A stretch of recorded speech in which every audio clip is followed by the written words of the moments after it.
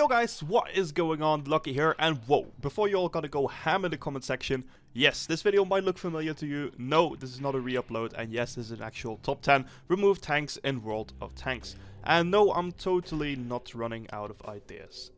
So, since my top 5 removed tanks video that I made a while ago got so well received, and since you guys seem to show a lot of interest in that topic, I decided, screw it, why not make a top 10 video out of it? Since there are a lot more than just 5 removed tanks that are actually quite interesting to cover, and that especially the newer World of Tanks players might not know about yet. So in this video I'm gonna be covering my top 10 favorite removed tanks from position 10 to 6. And if you haven't seen my top 5 removed tanks video yet, and you want to complete the top 10 list, then feel free to click on the link in the description down below after this video that redirects you to my top 5 removed tanks, which will basically complete this top 10 list. And as always guys, please take note that this list will be mainly based on my personal experience with playing these vehicles. So please don't crucify me in the comment section for forgetting a tank that you would have picked. So now, without further ado, let's dive straight into the list. So, to kick things off, at the number 10 position on this list, we have the T-57.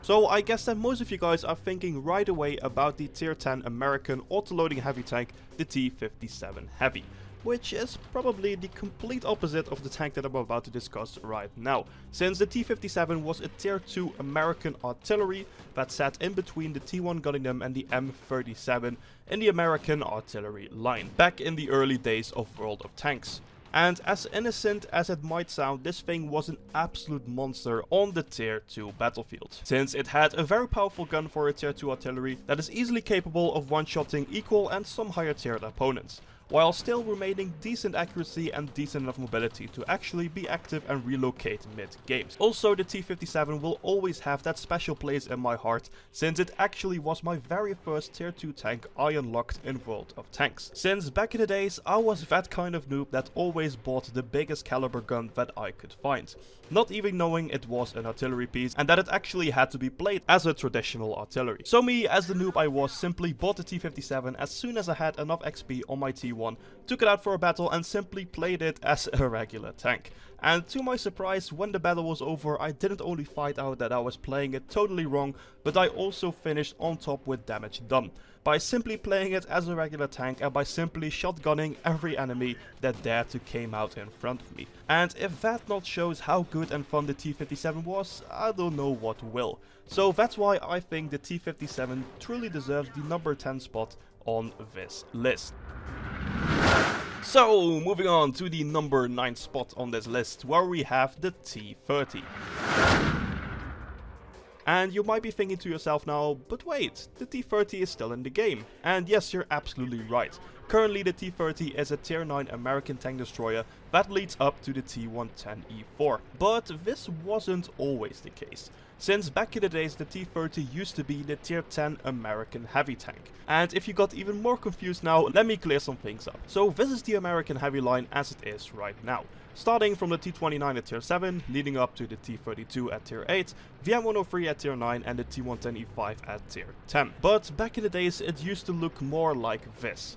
Again, starting with the T-29 at tier 7, leading up to the T-32 at tier 8, the T-34 at tier 9 and the T-30 at tier 10. So this is how the American heavy line used to look like back in the days, with the T-30 sitting up top while still having that monstrous 155mm gun as a tier 10 heavy tank, which was very unique at the time, since tanks like the 60TP, the Type 5 Heavy and the Object 105A didn't yet exist back then.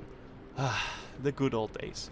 So what happened to the old American heavy line? Well, when Wargaming introduced the American turret tank destroyer line, they moved the T-30 down by 1 tier and they moved it to the tank destroyer class, while it mostly remained the same playstyle wise, except for some HP and reload time nerfs. Also, they took the tier 9 heavy, the T-34, moved it down a tier and slapped a premium label on it, while again nerfing its HP, reload and accuracy a bit, to somewhat balance it out as a tier 8.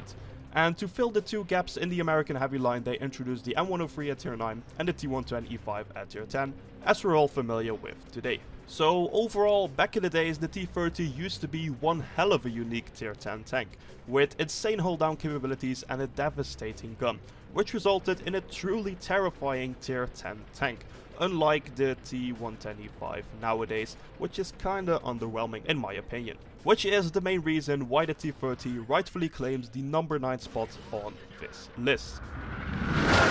So, moving on to the number 8 spot on this list, where we have a much more recently removed tank, which can of course no other be than the SU-12254. So I guess most of you still remember the SU-12254 very well, since it has just been removed recently from the game when Wargaming introduced the Object 268 version 4 back in December last year. Mainly because of the SU-12254 didn't fit well enough into the newly revamped rear-mounted well-armored Soviet tank destroyer line. Which I think is very sad, since I really used to enjoy the SU-12254 when it was still in the game, because it was very fast, very stealthy, and it even had some half-decent armor as well.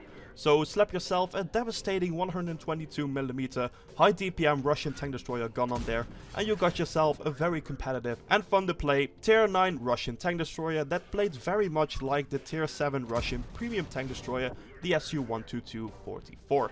And to be honest, I think it's just very sad that Wargaming didn't give it to the players who previously owned one as a tier 9 special tank, like they did with the Foch 155, the FV215B and the FV215B 183 for example.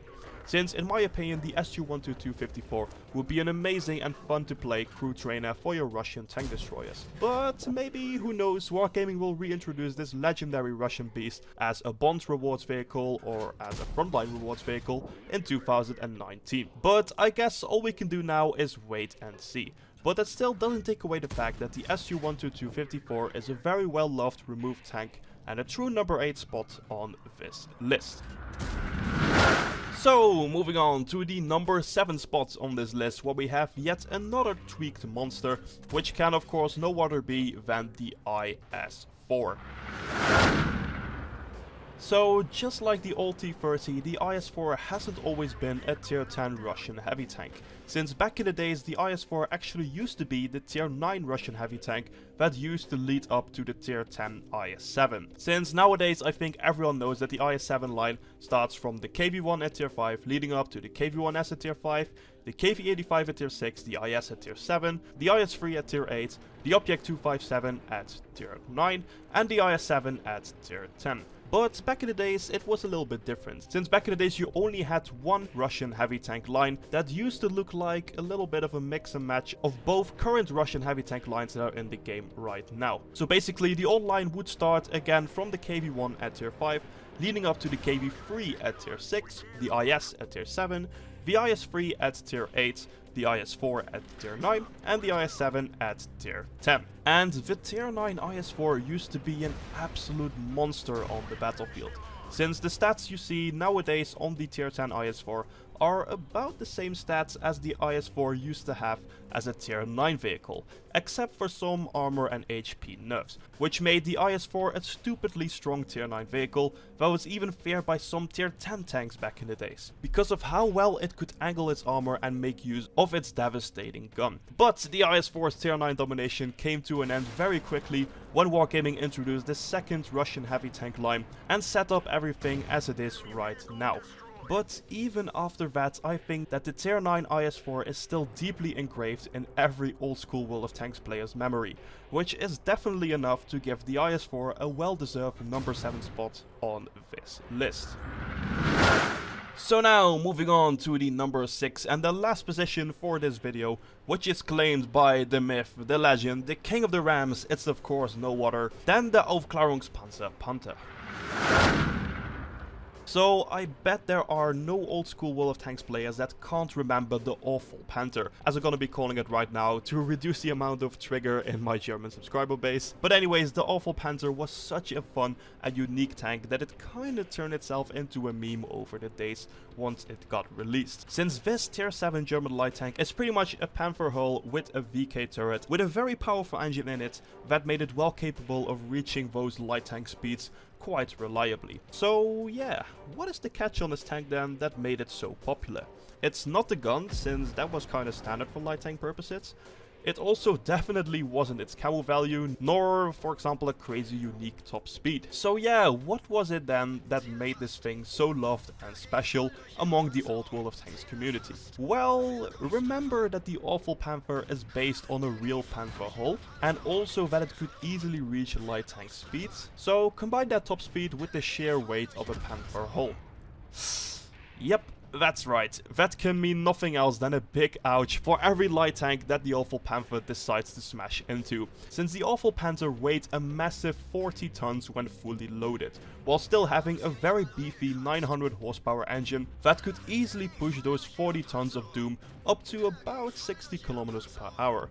And just as in perspective, the average tier 7 light tank weighed around at about 20-ish tons, which is about half of the weight of the Awful Panther. So that already makes the Awful Panther a very heavy hitter, especially if you're focusing down the enemy light tanks and smashing right into them. And that also was the main reason why the Awful Panther was loved so much by the old World of Tanks community back in those days. Not because it was a very good tier 8 light, but because it was so much fun to cruise around with and ram other light tanks. But sadly, all that goodness came to an end when Wargaming decided to remove the Awful Panther from the game, since they didn't think it fitted well enough in the current German light tank line. But don't be sad guys, since Wargaming already confirmed that they are planning to release the Awful Panther back into the game as a special vehicle very soon. So it's just a matter of time before we get reunited with this true World of Tanks legend. But for now, the Awful Panther still remains a removed tank and of course a well-deserved number 6 spot on this list.